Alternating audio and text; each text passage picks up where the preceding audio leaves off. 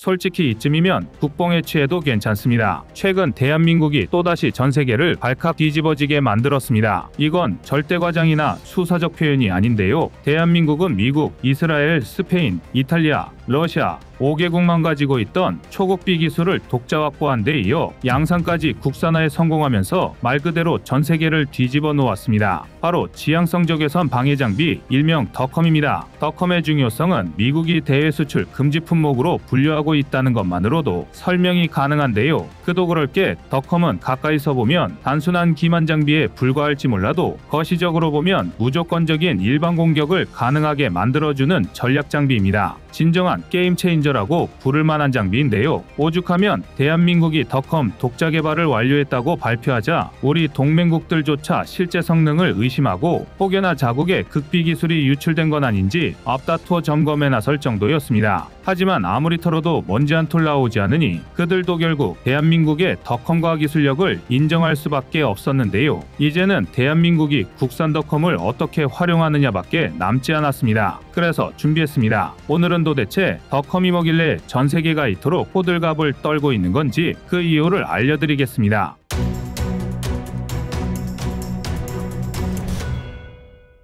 대한민국이 마침내 덕컴 개발을 완료했습니다. 더 정확히 말하면 지난 2021년 운용시험 평가를 통과했고 드디어 최근 본격적인 전력화 사업에 돌입했습니다. 대한민국은 우선적으로 C130H 수송기 성능 개량 사업에 덕컴을 적용하면서 항공기 탑재 기술을 키워갈 예정인데요. C130은 초기형이 1957년 초도 배치를 시작한 만큼 매우 오래된 설계 개념을 따르고 있지만 여전히 신규 모델이 개발 제작될 정도로 완성형에 가까운 전술 수송기입니다. 실제로 C130은 전 세계 2,500대 이상 생산된 베스트셀러 수송기인데요. C130H 기준 전장 29.7m, 전폭 40.4m, 전고 11.6m의 넉넉한 덩치에 최대 이륙 중량만 70톤이 넘어 덕컴 같은 추가 장비를 탑재하기에도 상당히 용이합니다. 또한 순항 속도가 시속 540km, 최고 속도도 시속 592km 언저리라 국산 덕컴의 내구성을 실험하기에도 최적인데요. 게다가 대공 공격에 대응 방법이 부족한 수송기는 다른 무엇보다 기만 체계가 절실합니다. 비록 아직은 국산 덕컴이 KF-21이나 FA-50 같은 핵심 무기 체계에 적용된 건 아니지만 이쯤만 해도 세계가 경악할 신기록인데요. 그도 그럴 게 덕컴은 수송기, 전술기부터 헬리콥터, 지상화력 장비까지 기만 체계의 패러다임을 바꾸는 혁신적인 기술입니다. 오죽하면 당장 미국부터가 덕컴을 대외 수출 금지 품목에 포함하고 있을 정도인데요. 기껏 해역 부품에 불과한 기만 체계 장비를 현존하는 가장 강력한 제공 전투기라는 F-22 랩터, 공상과학 영화에나 나올 법한 성능으로 외계인을 납치해서 만들었다는 낭설까지 돌았던 B2 스피릿 스텔스 폭격기와 동급으로 분류한 셈입니다. 덕컴이 얼마나 민감한 기술인지 얼추 감이 오실 텐데요. 이런 최첨단 기술을 대한민국이 어떤 도움도 받지 않고 독자 개발에 성공했고 그것도 모자라 실전 배치까지 돌입했으니 전 세계가 발칵 뒤집힐 만한 일입니다. 심지어 국내 전문가들은 KF-21과 함께 덕컴을 대한민국이 이뤄낸 금세기 최고의 군사적 성취라고 자평하고 있습니다. 덕컴이 개발로 대한민국의 항공전력은 아예 수준 자체가 달라졌는데요. 현대전에서 미사일의 유도 방식은 크게 레이더, 적외선 감지기, 레이더 경로 추적 시스템, 위성 기반 추적 시스템, 레이더 네트워크 등의 방식을 사용합니다. 말은 어렵지만 이 중에서 레이더 관련 유도 방식들은 이미 익숙하실 기술입니다. 레이더는 전자기파를 발사하여 물체로부터 반사된 전파를 감지하고 거리, 위치, 속도 등을 추적하는 기술입니다. 이를 통해 미사일의 발사와 비행을 감지하고 추적할 수 있는데요. 하지만 그렇기 때문에 전자기파를 안 반사하거나 기만 정보를 흘린다면 어느 정도 회피가 가능합니다. 흔히 말하는 스텔스, 전자전 등이 이에 해당합니다. 위성 기반 추적 시스템은 이름 그대로 위성을 통해 미사일 발사와 움직임을 추적하는 시스템입니다. 위성은 미사일의 위치 정보를 실시간으로 제공하며 긴 거리의 추적에 유용한데요. 그러나 위성 기반 추적 시스템은 현대 미사일의 기본 소양일 뿐 여기에 미사일 유도를 전적으로 의지하기엔 성능이 부족합니다. 반면 적외선 추적 방식은 다릅니다. 적외선 추적은 직진성이 강한 특정 적외선을 탐색하고 대상의 위치를 파악합니다. 쉽게 말해 뜨거운 물체를 쫓아간다는 건데요. 전투기의 제트 엔진이 내뿜는 열기는 수천 도에 육박하기 때문에 스텔스와 상관없이 추적이 용이합니다. 게다가 전파를 방출하고 반사파를 획득해 적을 추적하는 레이더와 다르게 목표물의 여론을 추적하는 수동적 방식이라 목표물은 자신이 로곤되었다는 사실을 알아채기 어렵습니다. 실제로 근거리 공대공 전투 상황에서는 레이더 전파 역추적을 피하기 위해 적외선 추적 장비에만 의지한 채 기습 작전을 수행하기도 하는데요. 같은 이유로 전파를 이용한 장비가 아니다 보니 전자전 공격에도 상당히 자유롭습니다. 또한 일정 거리 이내라면 레이더보다 오차 범위가 작아 추적 성능도 훨씬 뛰어난데요. 그나마 여론을 탐지 추적하는 방식이다 보니 기상의 영향을 많이 받고 플레어 등으로 기만하기 쉽습니다. 그런데 사실 이것도 옛날 얘기고 현대에 와서는 적외선 추적 장비도 비약적으로 발전했습니다. 미국과 러시아의 전유물이었던 스텔스가 보편화되기 시작했고 전자전 능력이 상향 평준화되면서 구식으로 치부되었던 적외선 추적 방식이 다시 주목받기 시작한 것입니다. 일례로 전투기에 탑재되는 적외선 추적 장치는 100km까지 목표물을 탐지할 수 있고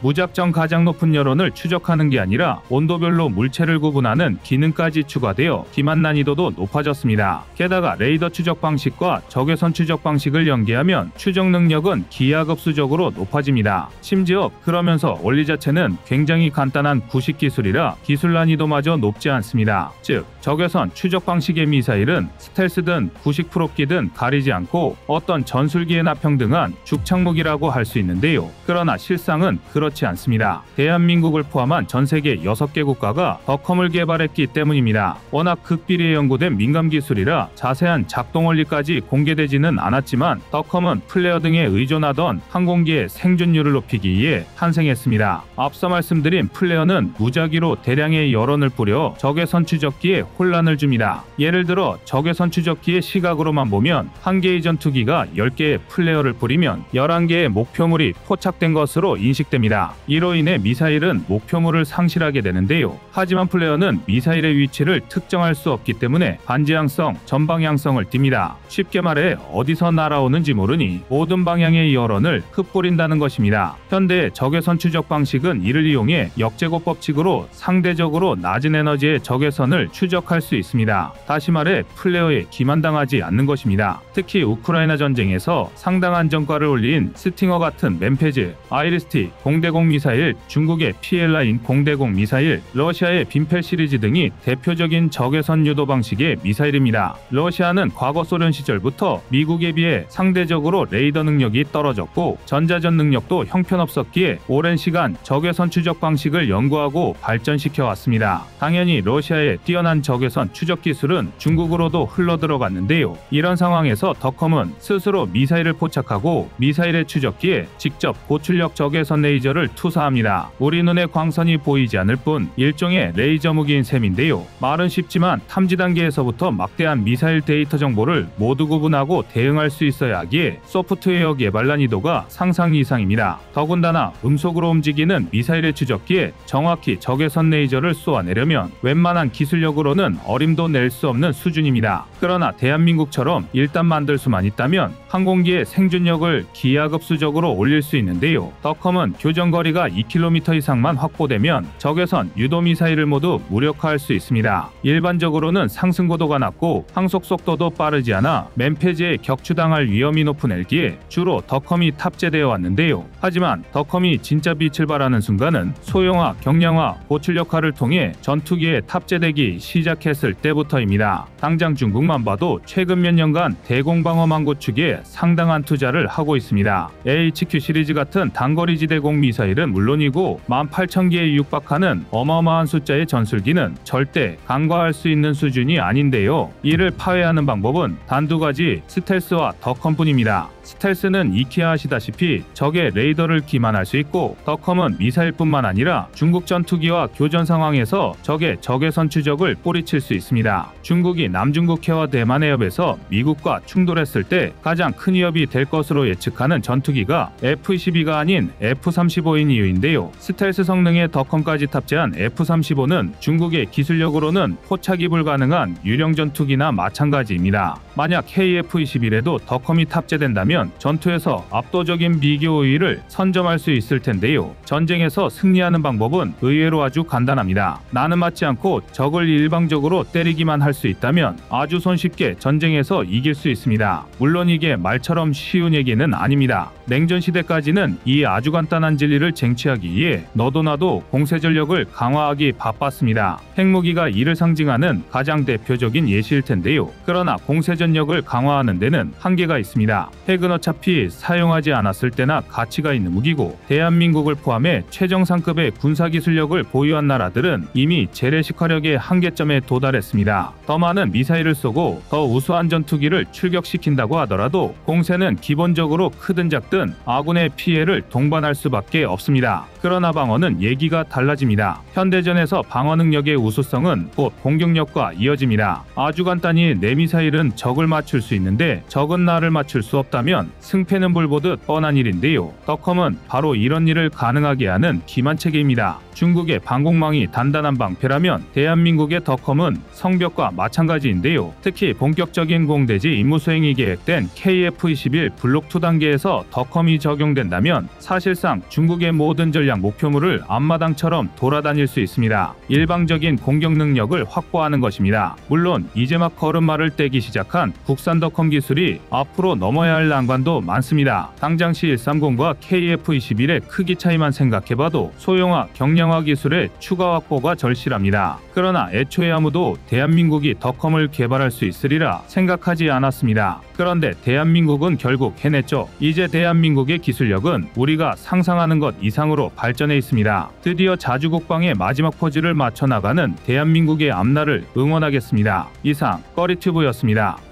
안녕하세요, 꺼리튜브입니다. 그동안 보내주신 사랑과 응원으로 1편 출간에 이어 이번에 꺼리튜브의 새로운 신작 세상에 밝혀지지 않은 현대무기 비하를 출간했습니다. 내용이 어려워 쉽게 다가서지 못했던 군사무기 이야기를 남녀노소 누구나 편하게 이해할 수 있도록 모아봤는데요. 그 누구도 알 수 없던 현대무기 비하의 숨겨진 이야기를 이제 온라인 서점이나 가까운 서점에서 만나볼 수 있습니다. 또 전문적인 군사무기 이야기를 알고 싶다면 꺼리튜브 1편인 대한민국 육해공 군사무기도 준비되어 있습니다.